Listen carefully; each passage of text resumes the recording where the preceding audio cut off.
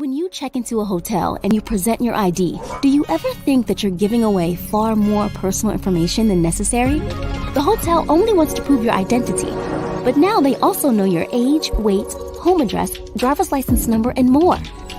As soon as you hand it over, you lose control. We're often asked to give away too much of our private data. Once it's out of your hands, that information can become susceptible to hacking, the sale of your personal data, or a barrage of unwanted ads. But what if there was an option to verify your personal information without giving away unnecessary, critical, private details? Verifiable credentials, a pillar of Web 5, solves this. There are digital certificates of claims that are easily shared in a private and secure way. They can prove your legal name, age, ownership of an asset, or anything really. Verifiable credentials limit the amount of data you share to only what's required, and they can't be tampered with or faked. Let's reimagine how identification could work. With Web 5, the government issues a verifiable credential that proves your identity and lives in what we call an identity wallet. So now when you check into the hotel, you present the front desk with a verifiable credential and share only what the hotel needs. This establishes that you are who you say you are, without giving away more personal information than you'd like. Verifiable credentials make proving claims easier, more private, and more secure.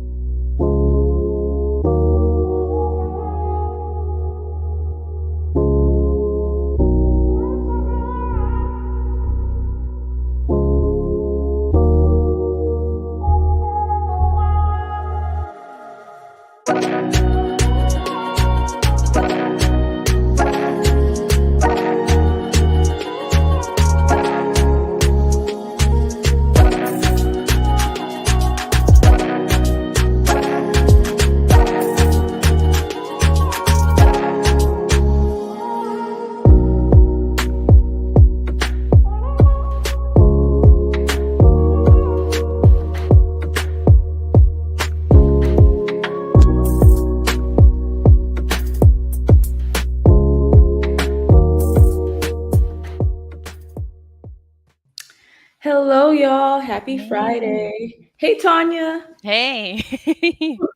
How you doing? Pretty good. How are you? I'm doing good. All right. For folks who are tuned in right now, you're watching TBD TV. It's a weekly live stream where we basically chat with SSI experts about what they're building in the ecosystem.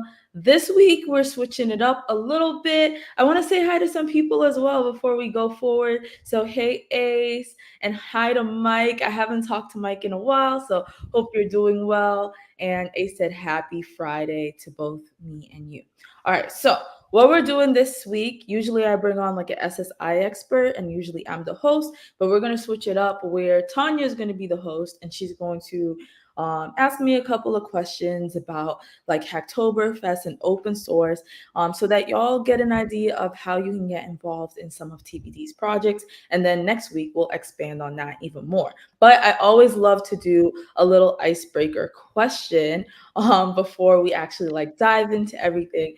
And my icebreaker question is, what's the most embarrassing fashion trend you've ever embraced? And I've been wanting to ask people this question, but I've been like, I don't know if they're gonna go like for a safe for work answer, but I'm like, I trust you, Tanya. What a question to start with. And thank you for that much trust. I would say the most embarrassing fashion trend I've ever embraced where I just didn't like it was low-rise jeans. It just felt like, oh, my light went away, but it just felt like that just wasn't safe. So that, even though that I think that's coming back in a trend now, I don't know, but that's mine. Yeah, I don't know how people. I'm like a true millennial because low-rise jeans, they don't work for me. I'm way better with like high waist or mid waist. Yeah. But like low-rise, that's giving like plumbers. Yeah, low-rise is giving like plumbers and just like, I don't know, danger that I don't want in my life. So For me, I think like the fashion trend for me is like, I don't know if you ever seen people like laughing at like, oh, in like 2010 we were like dressing like business casual, like we were going into the office, but we were just going to the club. Like that was me all the time. Like I had like a peplum, a blazer, and I'm like going to hang out with my friends. When you realize you're at the club and you're basically in work wear and you're like, oh, okay. I could go back and forth. Yeah. So, but I was like 14. So yeah, that was one trend that I was like, why was I dressing like that? But at least it's put together. Yeah. All right, and feel well. Usually, I have people introduce themselves, and I know you run your own live stream for TBD. But do you want to introduce yourself for TBD TV folks? Yeah. So, hey everyone, I'm Tania Chakraborty. I am the technical community manager here at TBD. You will probably see me most frequently in our show and tell live streams and just in general in our Discord. So, yeah, you'll be seeing me a lot in general if you haven't already. Cool, cool. And you do a wonderful job at all the community management. And for me, I never really introduced myself. Well, maybe I think I introduced myself when I first started live streaming with Ace, and then I was like, nobody need to know who I am. But yeah, for folks who don't know, my name is Rizel. I'm a developer advocate here. Love open source, and I'm excited to dive into that. Before we start asking me any, well, yeah, I was gonna say something, but now we can switch over from you being or me being the host to you being the host. Yeah. I feel uncomfortable. I'm like, It's I a don't, little bit of a change, but it's yeah. okay. Change can be a good thing. So, yeah, so right now we're going to ask some questions more about like the general open source journey because if anybody doesn't know, Hacktoberfest is literally starting next week and going on for the next month, and we'll talk a bit more about that a bit later. But first, I'll start with just some general open source journey questions because I myself also, have thought of these questions before. I've worked in open source before, but not I feel like I'm still new to it every single day, but it has like affected my life in all sorts of ways, and I'm sure for many other people. So, the first question I have is what's a pivotal moment in your open source journey that like very significantly impacted your career path? Yeah, easy question for me. Basically, when I was joining GitHub as a developer advocate, I had admitted to them that I never like contributed to open source before. It was part of like my interview process because they said basically like present something that can be improved about GitHub, and I'm like maybe some of the content or the guides and paths around contributing to open source for first timers. And so my boss, they hired me, but my boss DM'd me and he was like, yeah, if you're going to start at GitHub, you need to contribute to open source. Like, so I was like, okay. So before I started, I did like one contribution and like to his repository that he had, like he has his own open source project. And I was like, wow, this is way easier than I thought it was going to be. I don't know why I had been nervous to contribute before. And the part where I thought it was like a pivotal moment for me is that like I ended up like writing a blog post about it, and then like it went kind of the blog post went viral. The organizer of All Things Open asked me to speak at his conference. I'm like, I never did public speaking before. I'm nervous. Wow. So like, yeah, that was a pivotal moment when I realized, oh my God, like open source really does open up a lot of doors for you, and also just sharing what you've learned in public as well, because then people are able to see like how my mind works. That's awesome. I'll also be sure to answer this question myself because I still feel very new to Yes. it. But when it came to my open source journey, I just realized I've always enjoyed helping people in general and professionally as well. I wanted to bring that into play. Like I decided many years ago, I started off in marketing um, because I just like telling stories. And I just feel Mhm. like when it comes to open source, some of the contributions that you can make is you can help people tell the stories about whatever product or tool set or app that they may be building. And that's what I am still like looking to do more of with more blog posts and content and also just tools that can help other community managers in the space because like that's always a cool thing that we could have. But the pivotal moment for me was when I was working at a startup about 4 or 5 years ago by now, maybe more. Time is a bit fake. And it was a startup for a web app that was used by many artists. And I had to get in touch with a lot of open source developers in general. And to me, I just didn't realize like how much of the internet was crafted by open source developers and engineers in general. And a lot of them helped within our community build the rest of our app out too. So that was like the pivotal change for me. But yeah. That's actually really cool that you had to like help connect artists. And yeah, I think that's another thing. Like a lot of people don't realize how much of the internet or web depends or supports or is supported by open source. We kind of just take it for granted. And then Yeah. there's all these open source maintainers that are like burnt out, trying to like keep their stuff together for us. Like they're legitimately like when I talk to them at GitHub, like because I would get to connect with them a lot. They're like, yeah, I just do this as an extra job. Like sometimes I'm on vacation, like people are asking me for help. I'm like, oh, poor thing. So that's another thing to say, like support your open source maintainers financially. If you can't do it financially, try to help them like in other ways as well, because they're doing a lot. That's awesome. Yeah. Yeah. So the second question that's a really great follow up to that when it comes to contributing to open source, right? Because sometimes whether you're new or just in general as a person, it can be kind of intimidating the thought of contributing something that everybody can see. Yeah. And I feel like with open source specifically, like you can kind of see an immediate impact for your contribution and immediate comments and stuff like that. So, how has contributing to open source shaped your professional skill set in like unexpected or surprising ways, would you say? Yeah, I mean to build up, and I like that you answer too. Like if you have an answer to this, that would be cool. Yeah. Uh, I think to build upon like that story that I initially told about like my first time contributing to open source, it also helped with like other things, like just exposing me to other technologies that I might not have gotten exposed to. Because I know like as an engineer, from an engineering perspective, like you working on a particular tool, especially if you're not like in a consulting agency or anything where you're switching all the time, you're working on that particular tool with those same technologies every single day.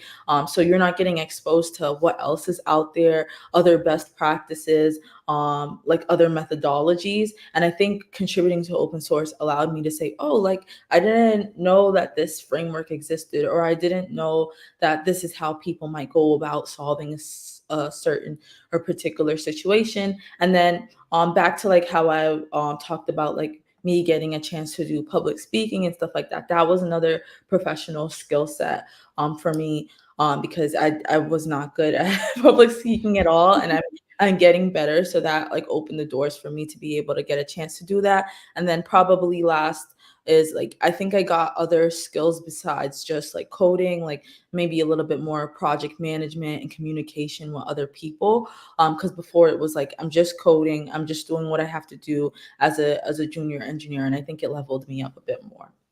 That's awesome. Yeah, like it's very interesting. So my answer to this, how it shaped my professional skill set, where it really surprised me was again, I keep going back to the storytelling, but to be a bit more specific, um, your contributions that you make are already public facing. And when you're coming from marketing or writing or anything that's actually not super technical necessarily, where you're telling a more of a broad story with contributions to open source specifically, um, it's jumping to the fact that like, okay, whatever I'm publishing here, like it is like the final version, let's say. um and I was not used to that. I'm not used to thinking that way, or it's something that I developed over time, and it made me realize um there are certain things that I feel like I learned just by doing, I should say. Yeah, that's like the better way to say it. Open source has really taught me how to act and learn by doing, as opposed to too much ideating and planning, because I'm a really good planner, I feel like, but at the same time I sometimes get stuck in the nitty-gritty. But with open source contributions, you're better off contributing what you have, obviously, to high quality and standards earlier than like waiting too long, and then maybe your contribution is like not as relevant now or could have been useful then. Yeah, that's like the main thing I think of. That's a really good point. I think open source really does embrace that. I think I'm more on the side of being an executor than a planner. Yeah. And I think it like I was like this might be why another reason why I really liked open source. But I think that also goes like that lesson or whatever that point that you said, that also goes to people who like they build a project not necessarily as a contributor, but like maybe they're like the creator or maintainer of a project. And a lot of times people are like, oh, I'm not ready to put it out to the world yet. But I'm like, listen, just open source it. It doesn't matter if it's that good or not. Like people will come in and help you refine it. Or also it just helps people to see that process of your project getting better and better and you talking about it, because they get more invested in the journey. Yeah, and to add to it too, it kind of forces you to um what will how should I say this? It forces you to just, put your product out there, let's say, and validate whether or not like what you're working on is actually useful to people. Like a lot of what I have worked on and grown up around in general is products that like take a lot of time before anybody ever sees like even like the beta version of something, for example. But with open source, like you can immediately start working on it, and people get to appreciate that journey too, of how something, you know ultimately comes from nothing. And that's really cool. And I was just talking to a coworker, the other day. I won't disclose who or anything, but they're talking about how just in their off time, like they really enjoy contributing to open source things. Like many years ago, that's how they got started. They just were like, oh, let me just pick up like JavaScript and learn about different languages. And oh, there's this thing on the internet now, so let me see if I can play around with this. Like you can get started in very unexpected ways. But yeah. I, So, oh, did you have anything else to add? no, I was just saying I agree. But so the next question I have for open source in general, like open source is like a very core principle for TBD, right? So how does this approach like challenge traditional notions of like software development, specifically in the finance sector? Yeah, I think fintech is like traditionally a little bit more closed source. I think because of like the nature. Well, I'm new to fintech, but I think a lot of it is based on like the nature of like how private a lot of the stuff is that's going on within fintech. Like we're dealing with people's money, so oftentimes I think people are like leaning towards like let's go more on the closed source side. But with TBD, we want to create we're creating tools, open protocols, right? We're creating tools that connect everyone and aren't creating barriers for everyone. So that's sometimes what we mean when we say decentralized, right? We want to be able to enable people to move money in different parts of different countries. And I think part of that is like we want to make it open, right? And then we also want to enable other people to get involved in that as well. So we don't want to just build it in a vacuum and we don't know if that's actually applicable to people. I think a benefit of like open source is you gain a little bit of innovation. We've seen people like Tanya, you've seen people in our Discord, they come in and they're like, oh, why didn't you add this? Like, and then we're like, oh, we would love to add that. Or sometimes they're like, oh, we have a PR up, we want to add this. Some people have even said like, hey, we'll translate this in a particular language or whatever, like whether it's a spoken language or a programming language. So it really opens us up to be able to better like facilitate and help other people in the world, because that's our main goal. That's a really great in-depth answer. To add to that, I'm also pretty new to fintech in general, and one of the challenges I've seen to add to your answer is when it comes to, let's just say, like a traditional product release cycle, right? That's like not open source at all. And I've worked on a financial product before too, where you basically develop and have like a feedback cycle that's internal, and then you publish it, and then you act on feedback from the community or your users, right? And with open source, it's like people are already like using the tools of the protocols that we push out for everyone to try and develop with, because it's open source. And because of that, we start to see like repeated questions or um, like requests for like, hey, like, can we have, for example, with TBDEX, like wanting a list of PFIs or participating financial institutions, right? And it's like, it sometimes feels like there is a constant backlog, but I think that's always a wonderful problem, problem in quotations to have, because that just means the demand is there and we're just working together on it. I totally agree with that. And I feel like in software engineering, there's always a constant battle. Yes. Yeah. Cool. So we're going to pause really quickly for a quick commercial break. This is going to tell y'all a little bit about how you can get involved in Hacktoberfest and what's available.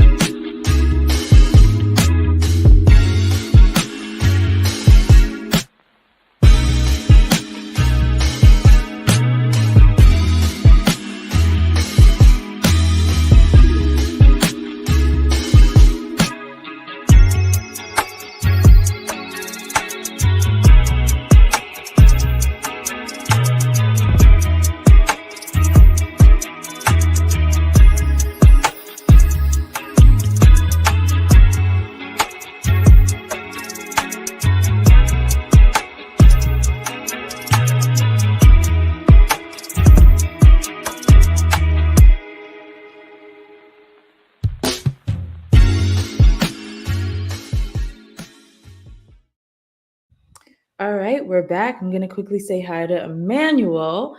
And now that we saw like a little preview of like what Hacktoberfest has to offer, and we talked about our own all open source journeys, now we're going to talk a little bit about Hacktoberfest, and I'll pass it back to you, Tanya. I know you're supposed to be the host, and I'm like, take it over. That's okay. Oh my goodness, I can't. Okay, so now we're going to talk more about Hacktoberfest, as Rizel just mentioned. And, this year, TBD and Block are participating in Hacktoberfest. And you saw a little bit about, the different projects that are participating, prizes you can win by contributing to our projects this year. But what exactly is Hacktoberfest, if you had to answer or like say to somebody who doesn't even know what it is? Yeah, and I think it's common for people to not know what it is. Hacktoberfest, in like a short way, I would describe it, it's like a month-long celebration of open source, right? And the real goal is that we want to encourage people to contribute to different projects, whether you're someone who's never contributed to open source before, or you weren't aware that this open source projects exist and you want to contribute and come in and make it better. So it's really just like an awareness tool for open source projects to be able to bring in other not even just developers, but technologists to help make the product better. That's awesome. Yeah. This will actually be my first Hacktoberfest where I am like publicly involved with the community and really and in fintech in general. So it's been very exciting. I can't wait to see all the contributions and stuff. So yeah. The next question that I also feel like I have asked myself, and I realize this, you'll be able to answer this more, but do you actually have to be an expert specifically in decentralized technologies like or fintech to get involved with TBD's projects this year? This year, no. I feel like both you and me, Tanya, like we put in a lot of effort to kind of lowering the barrier for folks so that anyone can really contribute. We've usually like it's a little bit hard because right we have all these SDKs, and when it's like an SDK or a programming framework or something like that, you kind of have to understand the internals because this is what's enabling people to build on top of or build projects on top of your tools. But we both we our team, Angie as well, right, we recognize that we need more examples that are out there, like example applications and stuff like that. So we're like, why don't we have people contribute in those types of ways? So we have a couple of web apps that are built in different programming frameworks. We have CLI tools that are built in like Rust. We have like AI tools that are built in like Python that enable people to just dive right in without necessarily having experience with decentralized technologies or with fintech. And then I think that getting involved that way will enable them to like, you know, get experience or exposure to those other technologies. Yeah, I to also add to also answer this question a little bit, from my perspective as somebody that's not an expert in either uh, decentralized technologies or fintech at all. When it comes to getting involved, like you can see our blog post right here, and it actually talks a bit about, there are some things that can help you get started. But just to add, with our projects this year, we focused a bit on like people like me that maybe need something that's a bit either easier or maybe not coding specific to get them started. And as you mentioned yourself, like that can be your intro to decentralized technologies, because like our documentation is very extensive, and I myself have been learning from those as well, and a lot of people have been too, and they've been able to get started. So yeah. So now to lead into the next question, as a very nice transition, can you give us a little bit of a sneak peek, with the contribution opportunities that are available that, you and I have worked on? And as a note, before we show anything, we are going to go very in depth for our show and tell next week. It will be October 2nd. So on Wednesday, I believe that is. So yeah. Yeah, I can totally do that. And I agree with you. I'm not going to go super in depth. I think and let me remove this banner for when I share my screen. But for next week, we'll kind of talk about what issues are out there and stuff like that. For now, I'm just going to kind of show UIs or user interfaces of certain projects that we have, just so people get an idea of what's out there. And I do see a question in the chat, so I'll start it for after I quickly show these. I am never the person that demos, so hopefully. Hopefully it goes well. It's okay. All right, first thing that we have is our DWA starter app, and basically this is like it's a progressive web app, but with decentralized web technologies built in, so like with Web5 and stuff like that, like completely immediately built in. This one we already have this version. It's built in React and Vite, right? So we have this option for you to be able to connect to a wallet, which I don't have a wallet right now on hand with me. We have this option for you to just create a new DID. And what really happens here is it's leveraging something. You can check our documentation because I might be using some like high level concepts that people might not be familiar with, but it's leveraging DRLs, which are decentralized resource locators, to pull in and fetch the data. Kind of like it's like a decentralized version of URLs. So I can like do things right now. This is just a very simple example app where it shows like, oh, okay, you're adding a task like, hello, let me zoom in a little bit more. Where you have that task added, you could edit it, of course. I can do like exclamation marks, whatever, and delete it. So what's happening behind the scenes is we're using DRLs. You can see that it says like, hi, my DID name. I think it should have updated. Uh-oh. Something happened. It should have updated. I didn't build it, but I'll open an issue. That's another thing. To maybe just fix that part. But what we really want here is to be able to build this in different programming frameworks and languages. So this is already built in React and Vite, but there's lots of opportunities for us to rebuild this in Vue and even vanilla JavaScript, and any other frameworks that you all like suggest or want to get into. But as you can see, there's different like parts of this. Like we can say like, hey, or we have issues, and you'll see them, to like implement dark mode and light mode, to be able to implement that to-do list and all of that. Another project that we have that has a UI, it's not the cutest, right? It's like basic, but a lot of people have asked us for a protocol schema builder, because it can be annoying to make sure you've written the JSON in the right levels and nested structures and all that. So what we have here is like, you can just fill in this form and say like, I don't know, I'm going to say google.com or I'll say example.com because that's what's coming to mind for me. And then you can see here, it added the example for you. You can say a type is like a chat that you have, and we can say schema chat. So people that are familiar with protocols, you may understand what I'm doing. And you might just be like, what I really want is a way to not have to fill this all out like manually, but instead I can just fill it out in a form. I can copy that JSON. I can add actions onto them. Let's see, I'll add a chat structure, and then I can say, oh, anyone can create an update or anyone can delete, and I can copy that JSON. Of course, we would love to make this more improved, right? We can make the UI look cuter. We want to add more features. Protocols do more things like tags. Yeah, just to quickly interrupt, we're not seeing the protocol builder Oh, you screen. can't see it? No, I Oops. realized like we're meant to see that. There you Sorry. go. Oh, see, I was sharing enough for me. Hold on. Okay, just do this over. Do it again, yeah. Yeah, thank you. Thank you for telling me. All right. Because I'm using one screen.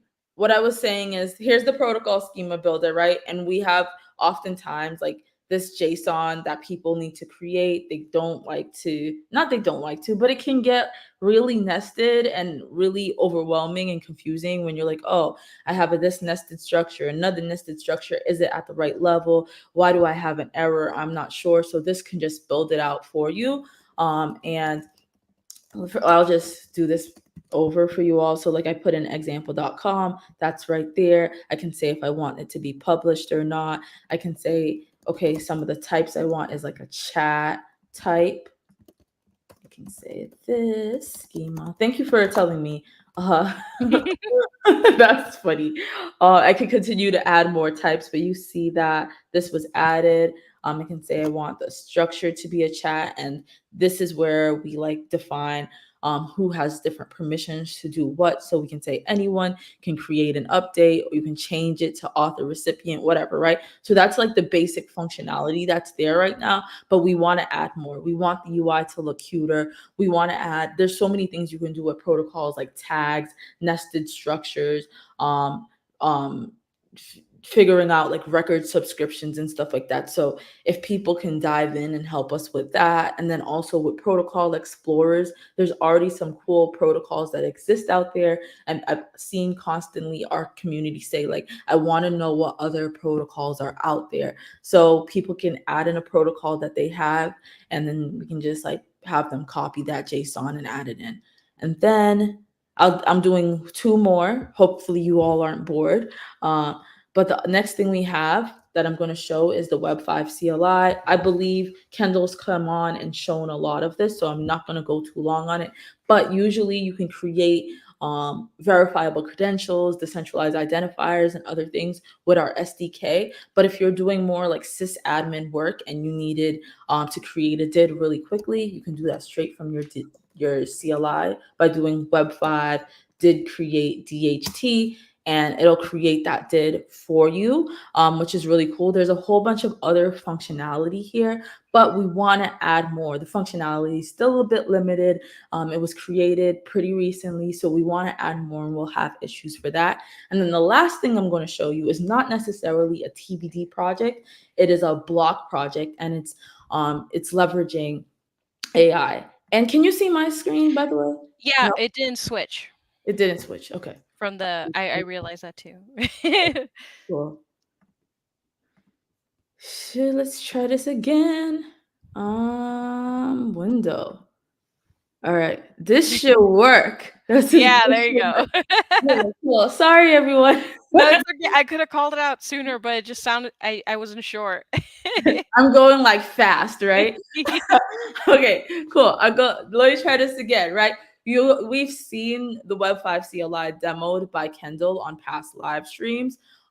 This is built in Rust, really cool to get involved with. But you can do, again, like I said, instead of using the SDK, you can basically create DIDs and VCs straight from your CLI, maybe for sysadmin purposes. So I ran Web 5, did create DHT, and I was able to create entire bearer did. But we want to add in more functionality to this tool. It really just has like very, very basic, and it can have more. So that's one thing people can get involved in if they love Rust, if they love CLIs, or if you just want to learn a little bit more about Rust. Like I've always been wanting to learn Rust, and this gave me a chance to play around with it a little bit.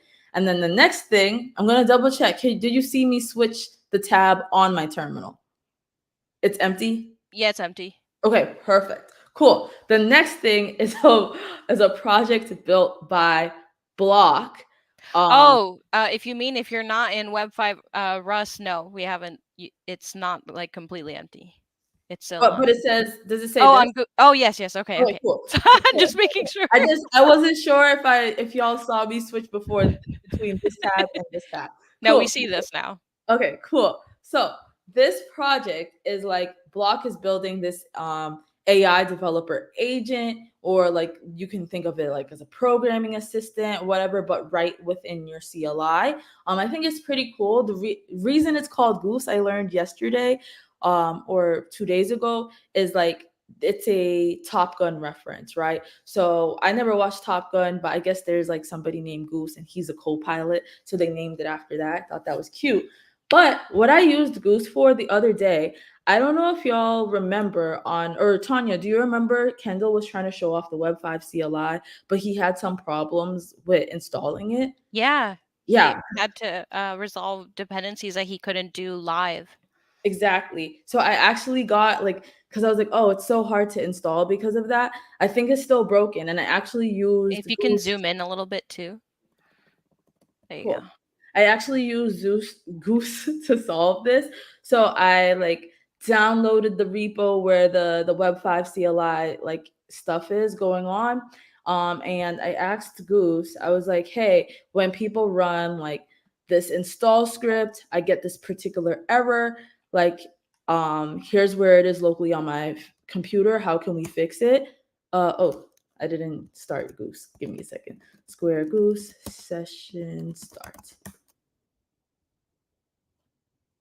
Okay, there we go. We're in it. Now I can run that query to it. So it'll respond. And what it should do is it's going to go tell me the couple of steps that it wants to do. So it's like, okay, first I'm going to go read that install script for you. Then I'm going to analyze it and figure out what we need to add. And what it should do, fingers crossed, AI sometimes doesn't always work how it needs to. But what it should do is it should add an update to my file. So let's see if it did it.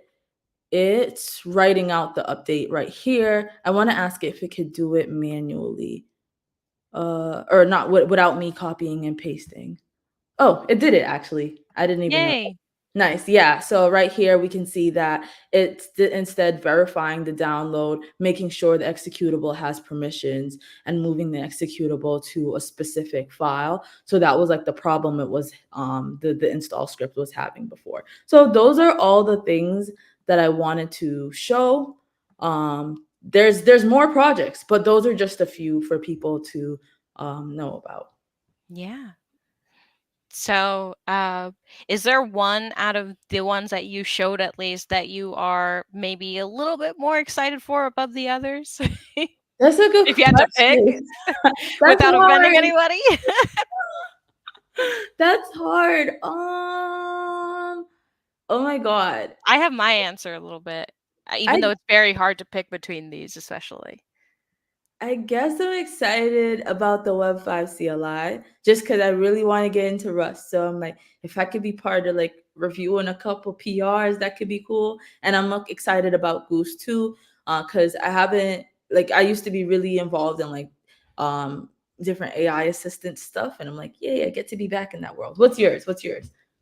I would say it was like kind of a hard tie between the Web5 CLI and the protocol builder, mainly because something for me that can be tough and maybe for many people as well is to be able to visually see and have like some of those starter steps completed already, because Yeah. having to worry about install different things like can be a barrier for me when it comes to exploring a new tool. And I imagine it could be for new builders in decentralized technology in general too. So yeah, but I really am a fan of all of our projects, of course. Like there's just a lot that you can contribute towards, so it's cool.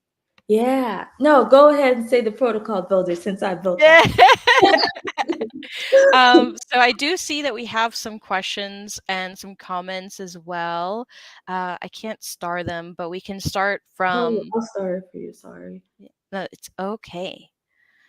Tell me which ones. The one from Emmanuel? Yeah, we'll just start from the top and go down from oldest to most recent. So, just a quick question, guys. Would TBDEX ever get built in PHP, or will someone have to get that started for the open source community? And I saw Angie actually answer that as well. So, what she said is we have a Rust version of the SDK that can produce bindings in other languages, right? And we won't likely make or create a PHP SDK unless there's like a lot of interest, you know? But community members, like you can take the Rust SDK and use that to create a PHP binding. Like if that's possible, you can totally do that. Like that's the awesome part to open source. Like just because, let's just say there isn't a lot of immediate interest in that from the community, but you really want to build it, and you can, or you can gather people to also build it from our community as well. Like that's actually how several like some of our incubation projects have gotten started, like just from saying like, hey, I would like this built with this, but I don't want to maybe build it myself. Like you can do that in our community as well. So next question, let's see. Yeah, so everything Satoshi mentioned as a comment, trying to tether the TBD project with the Nostr protocol. Has anyone tried to do that? I Yeah. actually think we have there's something where like I don't know these words of like tethered and Nostr protocol because I haven't used it, but we do have, let me see. I did hear about people in our community. I think Daniel tried to do something with Nostr and Web5, and maybe it didn't work out as well. Yeah. Do you I don't have any immediate tags, but I've seen the discussion pop up in our Discord several times. So if you want, you can pop up the Discord link, but feel free to join and you can ask this question in here as well. And you'll be able to directly chat with, Daniel, who is, one of the, uh, one of our team members as well. And like he can help you. Also, like I know one of our incubation projects for like DCX. Brian has also talked about this a little bit. Maybe not this specifically, but I've seen the Nostr protocol mentioned, so it would be a good place for you. Yeah, I think so. I put up the repository look. You and Tanya said, definitely hop in and ask more questions about it. I don't know the history of it because this was built like last year before I Yeah. joined, but I have heard people say, yeah, we did try this and it didn't exactly work out how we were hoping. So maybe there's room for you to help or whatever. Yeah. So next question out after Annie's comments. So a follow up from Emmanuel. So okay, so one could build a CLI with PHP binding from Rust, but a standalone SDK for PHP would have been neat. Pretty sure that would be requested a lot in the future. Web 5 does have, and you could be right. Like it could be like lots of potential for sure, but again, like for us to commit to building it like on our team. If there's a lot of interest, we'll do it. But as of right now, it's not likely, but that can change. That's the beauty of open source. So the next question from Uh, Also, I want to say this is just a side note. It has nothing to do with anything. PHP yeah, is getting popular. Like yeah. I thought back in just last year, people were like "Oh, PHP, and now everyone wants it.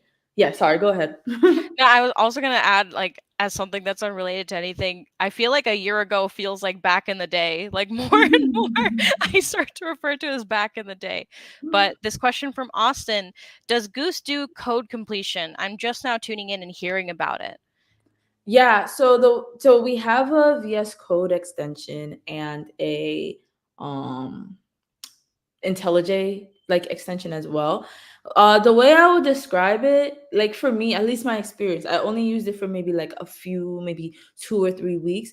It's like more like autonomous than Copilot a little bit. Like with Copilot, like you hover over and it tells you, oh, like press tab and it'll complete this. But in the demo I did, we saw that it just like added in what I needed and it told me ahead of time the stops that or the steps that it was going to take. So it is code completion, but a little bit more autonomous than that, if that makes any sense. Yeah. And he then asked, like, is there a recorded demo of it somewhere I can watch? I mean, A we don't demo have. of Boost or what we Yeah, just of did. Goose.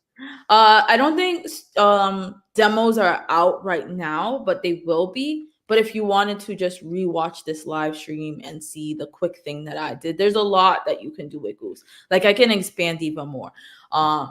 I just showed like, okay, like fix this issue in my Web 5 CLI for me in the install script. But like there's also the ability to have something called toolkits where you like pull in other APIs just so Goose can have more context and be able to build off of that. So like you can pull in like the GitHub API and it can help you to like build like a GitHub bot better or GitHub Actions or leverage the GitHub CLI. You can I've seen people use it for like doing screenshots. So I don't know, they like have like some kind of screenshot tool and they're like, Goose, take this screenshot of my desktop and it'll do it. So there's a lot of extensibility with Goose compared to maybe some other AI developer agents. That's awesome. Yeah, let's see.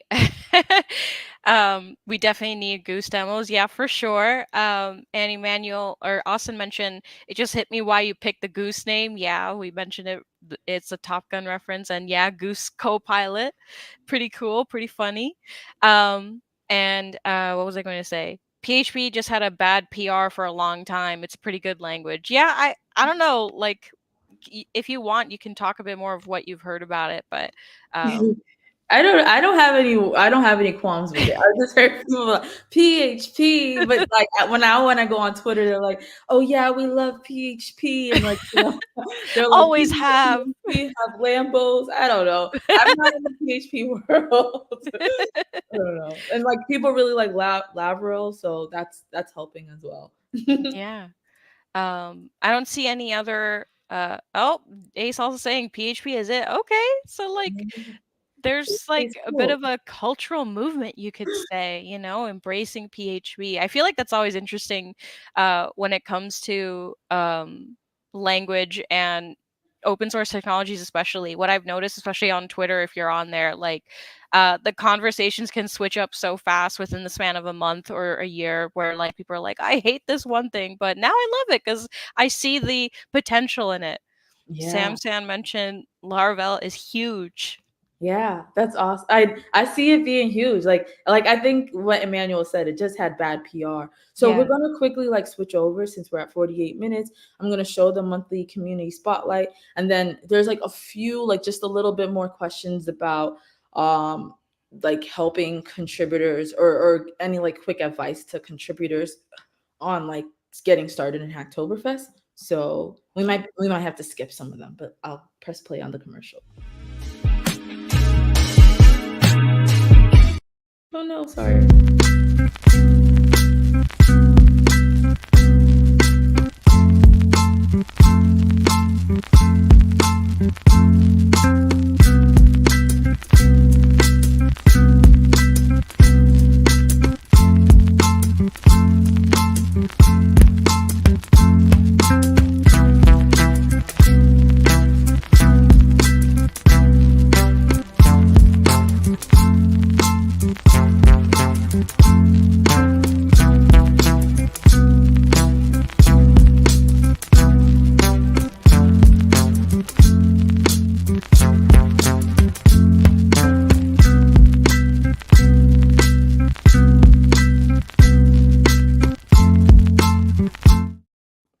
Okay, we're back, and I saw a conversation between Angie and Austin really quickly about the demo video. To correct myself, there is a demo video. Angie's right in the README, but we are looking for more. That's one of like the contributions we'll be looking for. And then I also plugged, so there's like the main repo for Goose. That's like how you use the CLI. And then there's also the Goose plugins repo. And that's what where we're looking for toolkits and stuff like that to add to the extensibility. So that's also going to be another main type of contribution that we're looking for. I know we wanted contributions for like plugging into Figma, plugging into other LLMs as well. Like we have support for OpenAI, but we want a couple more plugging into like trackers, like so like what am I trying to say? Like task trackers, so like Jira and stuff like that. We want to be able to plug into like Linear and Asana and stuff like that. And we even want to have like a data science toolkit. Like right now, people have to set up their own toolkits, but we're thinking like, oh, it would be cool to tell Goose like, I'm a data scientist, I'm a front end developer.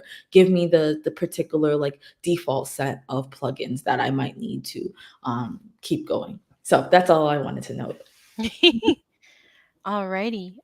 So yeah, I don't see any other immediate questions. Let me make sure.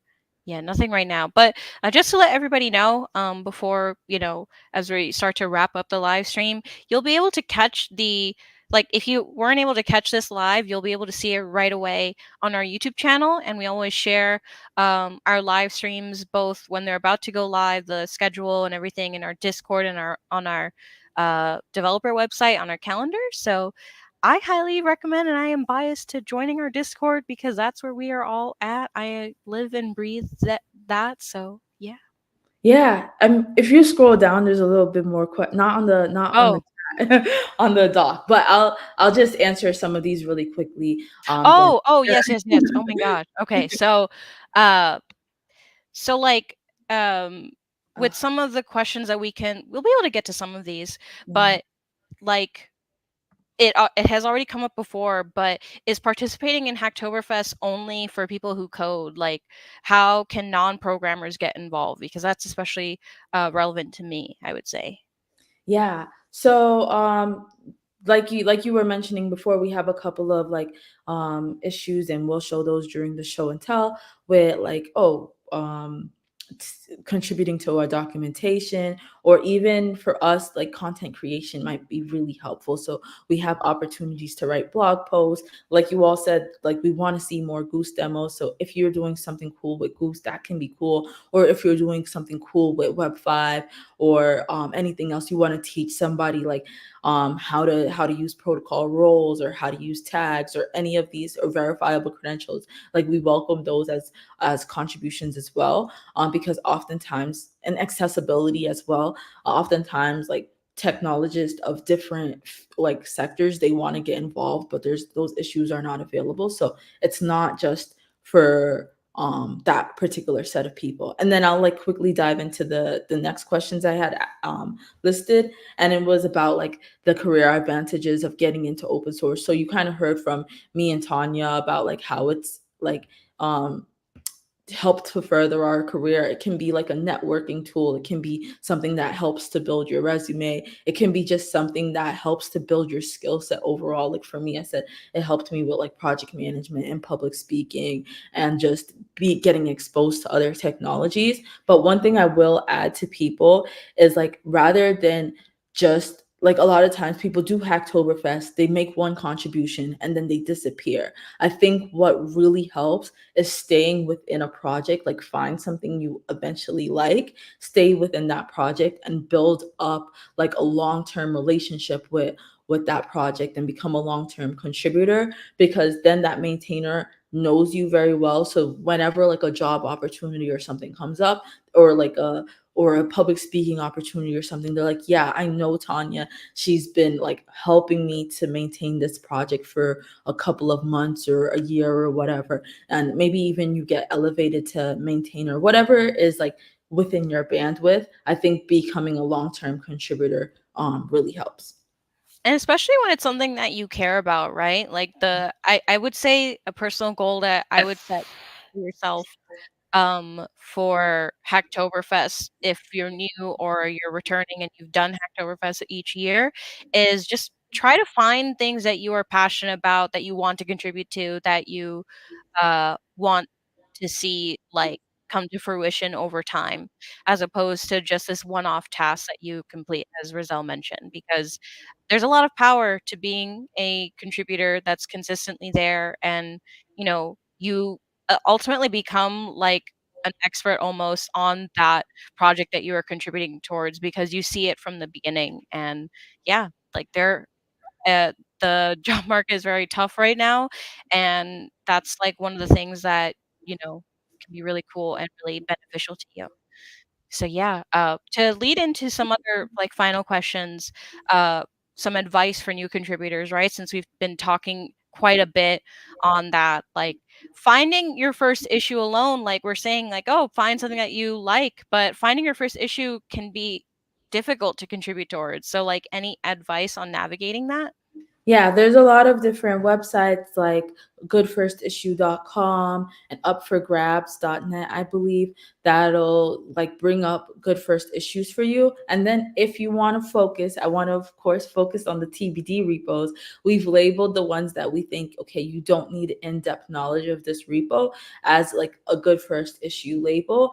And just I think part of it too is like you're gonna have to be like persistent and resourceful. So go through those issues, read them. We have like 50 plus issues. So Yeah, there's a lot. there's Like a lot. and we made it really accessible. So this year I think there should be enough like good first issues for a lot of people. And then the other advice I wanted to give was on getting your PR approved. Sometimes your PR can sit there for a long time. And there's like I remember my old manager Brian Douglas, he talked a lot about like making sure or how you can speed up that process. And it's not by bothering the maintainer, because remember they're busy, they have other things to do. This is oftentimes like a side project for them. But one thing you can do is make sure that like your PR description is well detailed, explaining everything that's happening in it, making sure as well that like you've checked a lot of the boxes that the issue, or yeah, that the issue was asking you for. Because I think sometimes like a maintainer might say, oh my gosh, this person didn't do everything they needed to do, and it can be a little bit discouraging because they're like, now I'm gonna have to do a little bit back and forth. So be thorough as possible. Yeah, that's a great advice. And the project maintainers will deeply appreciate the work that you put into your contribution before you submit your PR. And like it will help you not get frustrated at it. Just sitting there, and hopefully this like sheds more light as to why that may be the case. So yeah. Yeah, and I guess we can wrap up basically. I just want to remind people to go ahead and join our Discord.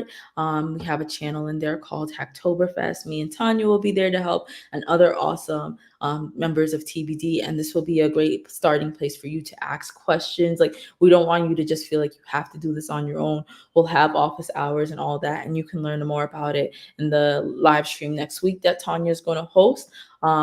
Thank you so much to everyone for tuning in and asking questions and being engaging. Thanks, Tanya, for jumping in and co-hosting this with me. And that's all I gotta say. I'll just end with a video of like the upcoming streams that we have for next week, so you can be aware. But that's about it. Bye, y'all. Bye.